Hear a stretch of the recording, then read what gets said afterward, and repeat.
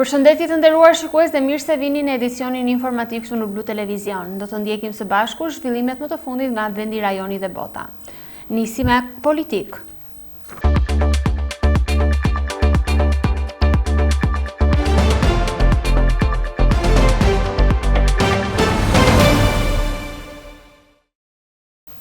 Në ditën e dytë të edicionit të 4 të samitit të diasporës, kryeministri Edi Rama veçoi rolin kyç të shqiptarëve jashtë vendit në rindërtimin e të ardhmes së vendit dhe në rrugën drejt procesit të integrimit. Në ditën e dytë të edicionit të 4 të samitit të diasporës, kryeministri Edi Rama veçoi rolin kyç të shqiptarëve jashtë vendit në rindërtimin e të ardhmes së vendit dhe rrugën drejt procesit të integrimit. Rama tha se Shqipëria ka kaluar një transformim të thellë dhe tashmë ndodhet në një ngjitje të fundit drejt Bashkimit Evropian. Duke folur për zhvillimin e vendit, Rama e krahasoi punën për Shqipërinë 2030 me një kantier ndërtimi, ku ka pluhur dhe shumë zhurmë shërduese dhe për të ndjerë të fortë përballë rrugës së thelpisur, ka nevojë për forcë dhe frymëzim. Kryeministri Edi Rama u bëri thirrje shqiptarëve kudo në botë që të rilidhen jo vetëm emocionalisht, por edhe në mënyrë aktive me Shqipërinë, duke i ftuar të bëhen pjesë e projektit të madh kombëtar drejt integrimit evropian. Ai theksoi se ky është një mision që shkon përtej çdo qeverie dhe lidhet me amanetin historik të kombit shqiptar, për të qenë pjesë e pandare familjes europiane. Është një privilegj i veçantë të jem sot këtu përpara jush si kryeministër i Shqipërisë, por dhe një kënaqësi e veçantë të vi këtu bashkë me ju si një zë me shumë zërash që formojnë bashkësinë e një kombi shumë më të madh se sa kufit e tij. Sepse Shqipëria nuk mbaron aty ku mbaron territori i saj. Shqipëria jeton kudo ku shqiptarët mbajnë gjuhën, kujtesën, shpresën kokëfort dhe ndjenjën e pathyeshme të përkatësisë tyre kombëtare. Dhe sot, kur bota është më e ndërlidhur se kurrë dhe kur fjala, si kur më parë, veje vjen në qast sa hape mbyll syt nga një kontinent në tjetrin, ju jeni zgjatimi i gjallë i Shqipërisë kudo në botë. Fryma e kombit përtej gjeografisë, prova e tij se identiteti nuk përmblidhet në kornizën e hartës, por zgjerohet nga udhëtimet e njerëzve të tij. Kryeministri i tha diasporës se siç u kishte premtuar, u përmbushi të drejtën e votës. Agjenda parashikon për sot zhvillimin e 4 paneleve diskutimi me tematika nga demokracia në diasporë, shëndeti, inovacioni, zhvillimi lokal e rural e deri tek gjua shqipe. Në varësi të temave të diskutimit, të ftuarit në panel do të jenë përfaqësues të fushave nga vende të ndryshme pjesëmarrëse në samit, ministria, kryetar bashkie, shkrimtar, profesor e të tjerë. Dita e dytë e samitit do të mbyllet me një mbrëmje gala në sallën e kongreseve.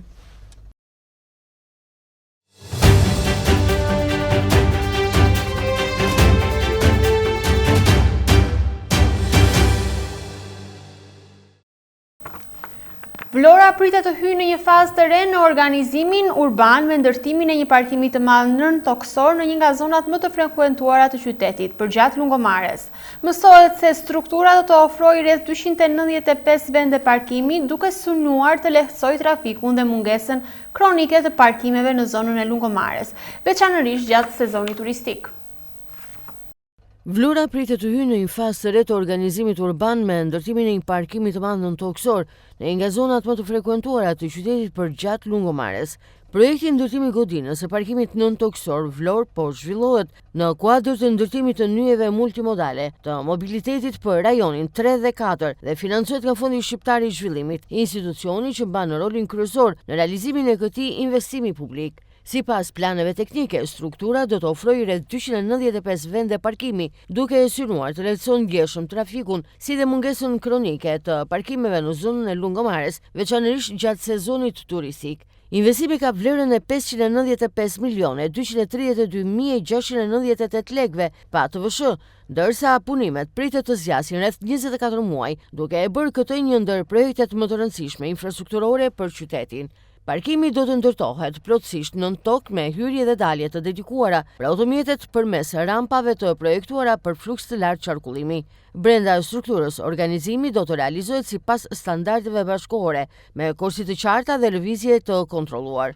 Projekti përfshin gjithashtu teknologji moderne dhe element sigurie, si sistem inteligjent menaxhimi parkimi, kamera monitorimi, ndriçim LED, ventilim të avancuar, si dhe pajisje të plota kundër zjarrit. Në sipërfaqe mbi strukturën nëntoksore janë planifikuar hapësira funksionale që përfshin ambiente shërbimi, tualete publike dhe zona teknike, duke kthyer këtë investim në një prej zhvillimeve multifunksionale më të rëndësishme. Vendodhja është strategjike përgjatë vijës bregdetare, duke ofruar akses të drejtë për drejtë me zonat më të frekuentuara të qytetit, si dhe hapësirat rekreative Buzdetit. Ky projekt shihet si një hap drejt modelit modern të qyteteve europiane, ku parkimi zhvendoset nën tokë për t'i lënë më shumë hapësirë këmbësorëve, si dhe jetës publike në sipërfaqe. Karnavalet e Nartës, tradita e veçantë që zhvillohet çdo vit prej ditës së Pashkëve Ortodokse, edhe këtë vit kanë mbledhur banorët në qendër të fshatit. Kostumet popullore të zonës, vallet tradicionale dhe lojrat e ndryshme kanë shoqëruar festimet, ndërsa të rinjt në për të gjitha rrugët e fshatit kanë sjellë atmosferë festive. Karnavalet e Nartës janë një traditë e veçantë që zhvillohet çdo vit prej ditës së Pashkëve Ortodokse dhe zgjasin për 3 ditë. Përgjatë rrugicave të fshatit Nart dëgjojnë tingujt e klarinetës dhe zërat e gëzueshëm të dhjetra të rinjve të cilët gjallërojnë sheshin kryesor pranë kishës Shënë Diela për 3 ditë me radhë. Këto karnavale janë një festë që e karakterizon këtë fshat ortodoks dhe nuk gjasojnë me asnjë kremtim tjetër. Banorët e Nartës theksojnë se karnavalet janë një traditë e hershme e trashëguar ndër breza. Kostumet popullore të zonës, vallet tradicionale dhe lojrat të ndryshme shoqërojnë festimet, ndërsa të rinjt lëvizin në të gjitha rrugët e fshatit duke sjellë atmosferë festive. Megjithatë, banorët tregojnë se këtë vit ka patur shumë më pak pjesëmarrje, pasi shumë të rinj jetojnë kryesisht në Greqi dhe kthehen vetëm për Pashkë. Pavarësisht kësaj, ata shprehen se tradita e karnavaleve do të vijojë të ruhet. Sot është ditë e tretë. Në kohën e parë me vitra, kemi pasur 2 ditë me kalimin e kohës, me qëse Narta punonte shumë të rinjtë dhe i thonë pleqërisë, duam thotë që të na bëni 3 ditë. Dhe ata vendosën si pleqëri dhe bëm 3 ditor. Sot në kësaj dite, ata e filluan këta të rinjtë, se neve kemi qenë deri në atë kohë, ikëm pastaj në Greqi, erdhi gjithë re, këta janë të rinj. Të rinj dhe... Ka dhe para luftës parë botërore që plejt atere, nuk bënë dhe shkonin në janin, blinin maskat, blinin ato robat që kërkos, apo së shuë, shkonin atje, në janin. Atere janë bërë karnavalet e Nartës, se dhe kanë kellur ajo. Po, si vjetë, erdhën njerës, erdhën njerë? Për mua, të them unë, asë 10 veta mund të jenë nga Narta dhe 30 veta janë tuaj. Ata nuk e din. A i ka zhveshur karnavale, a i unë që jam veshur një karnavale. Sa koka që festoj karnavalet në Nartë? Të them të drejtë, unë jam veshur. Ne kemi gjetur, edhe ai dhe unë jemi të rinj. Do të ishe sot ai ishim mbaj mend, nuk ishim dajua, gjaj, më të veshin namë. Dhe sa sot s'ka njerëz. Sot janë pak, dhe këta që çuna që kanë në jashtë. Çfarë përfaqëson karnavalet për fshatin Nart? Gëzim, dashuri, edhe gjithë ishin njerëz që bëshin festa, bëshin martesa, bëshin përmjet karnavaleve. Se nuk i keshin maskat.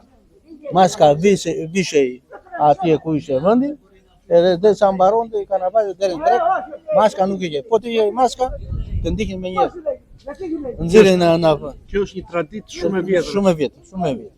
Traditë e vjetër ka qenë në jashtë, nuk i gjetën këtu. E ne e merr në jashtë, gjithë. Unë jam në përveç. Me odi, unë jam përveç. Unë jam i fundit. Familja me fundit. Çfarë përfaqëson karnavalet? Unë s'jam në atje. Jam ka përveti dhe kam ardhur këtu. Edhe ditë të më këtë që me sa shikon shumë që ku nuk më përkjen ato karnavale që më ka të reguar të avë. Këto janë karnavale shumë u sa për të kalvar kohë. E idha atë është traditë e fshatit parë. Tradite kanë me kavalina, me lloj kërcimesh, me siç më kanë thënë, po nuk e di. Lojra të ndryshme. Lojra të ndryshme, po, ka marrë. Unë nëse kam marrë këtoja vetëm të njëjtën në melodisë, dhe thotë. Karnavalet e Nartës. Sa kohë kanë që festohen? Kur kanë? Nga vite kemi, e më të parë prindërit tanë të gjithë, me demokracinë, ashti, fillon prapë. Çfarë bëhet në ditën e karnavaleve? Të gjitha bëhet festa. Festa. Kërcime? Me kërcime, me shakara, me të gjitha, me kërcime, të gjithë. Si e kemi zakonin bëjë? Zakonin. Çfarë do të thonë karnavalet për ju? Neve, kënaqemi. Ka shumë njerëz këtë vitin apo janë më pak? Më pak se vitet. Duhet më shumë organizim. Po do janë të ikur, u shpërndan çunat. Bëjnë organizim. U shpërndan çunat vëlla, plot jemi neve të gjitha, po te Ka më pak si vjetë? Të themi, mbledhen jo nga jashtë, jo nga këte, mbledhen ca fëmijë dhe bëj gëzimin. Dhe gërtej dhe bëjnë. Karnavalet zgjasin 3 ditë. Kur nisin? Ditën e Pashkës? Ditën e dielë fillojmë, të matën e mbarojmë. Edhe sot kemi. Veshur me kostume, këto janë kostume tradicionale të Nartës? Po. Kemi bërë dhe vetë qitjanet e çfarë duan, vetë kemi bërë të gjitha. Qitjanet, postanellet, fëmijët tanë që vishen, me rrobat e dhe atje kemi bërë, kemi dhënë.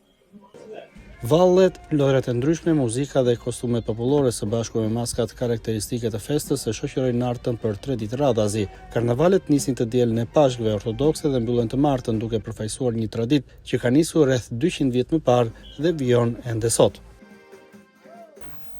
Saranda po e nis fuqishëm sezonin turistik duke u konfirmuar si një nga destinacionet që pret më herët turistë në kroqera nga vende të ndryshme të botës.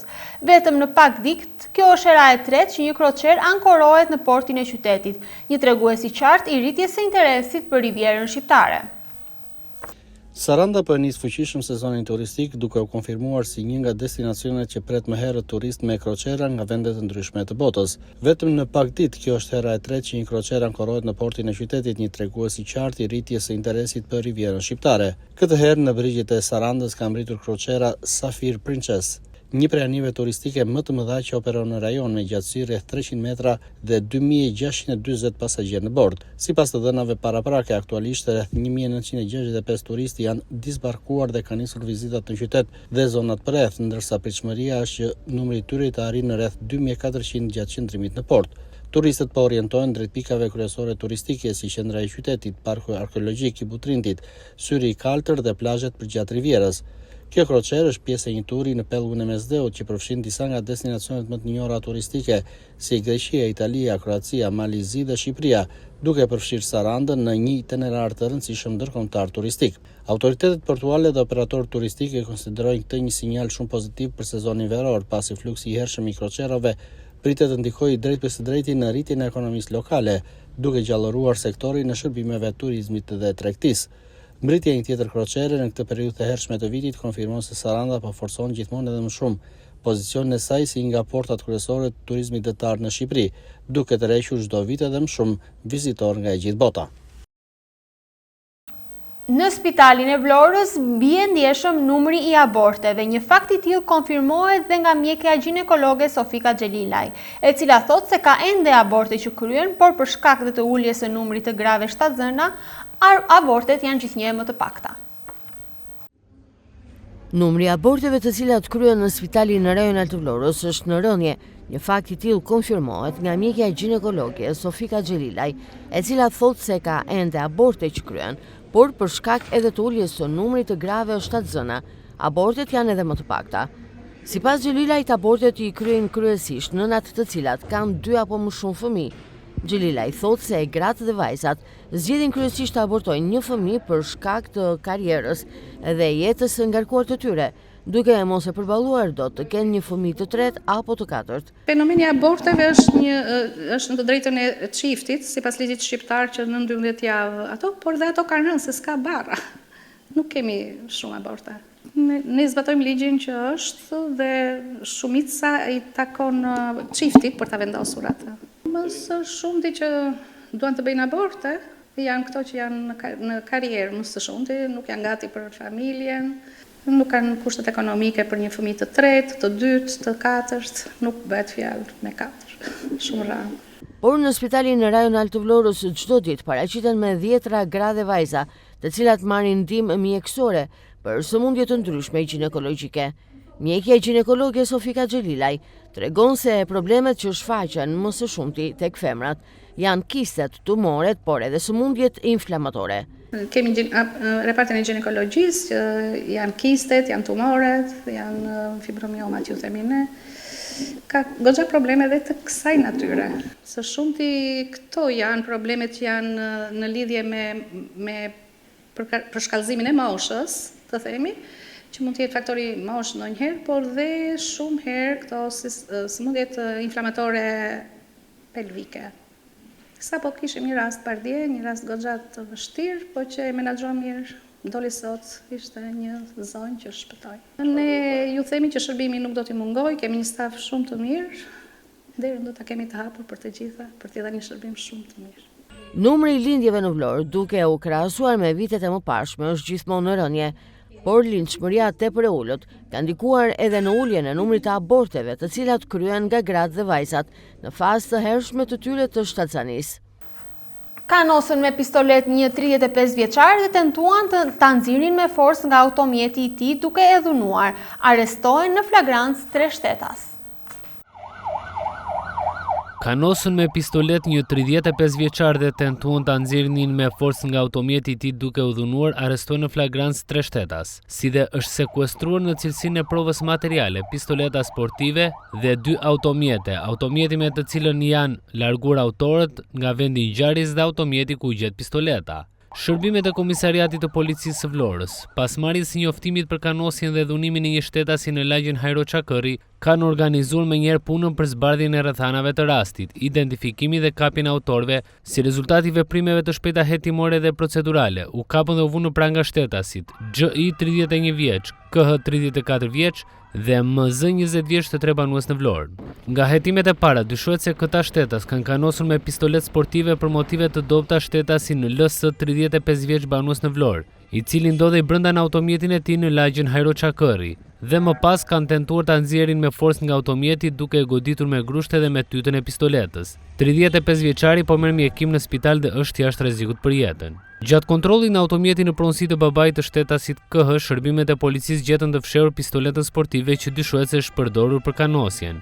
Pistoleta u sekuestrua në cilësinë e provës materiale bashkë me automjetin ku u gjet dhe me automjetin të cilët dyshohet se janë larguar autorët nga vendi i ngjarjes. Materialet procedurale ju referuan prokurorisë pranë gjykatës së shkallës së parë të jurisdiksionit të përgjithshëm Vlorë për veprime të mëtejshme, për vepra penale kanosja dhe plagosja rënd me dashje të kryera në bashkëpunim dhe prodhimi dhe mbajtja pa leje e armëve të gjuetisë dhe sportive. Të nderuar shikues, kjo ishte gjithçka e përgatitur për edicionin informativ këtu në Blu Televizion. Për zhvillime të mëtejshme, ju ftoj të na ndiqni në rrjetet tona sociale si dhe në faqen tonë zyrtare. Bashkë mirupafshim.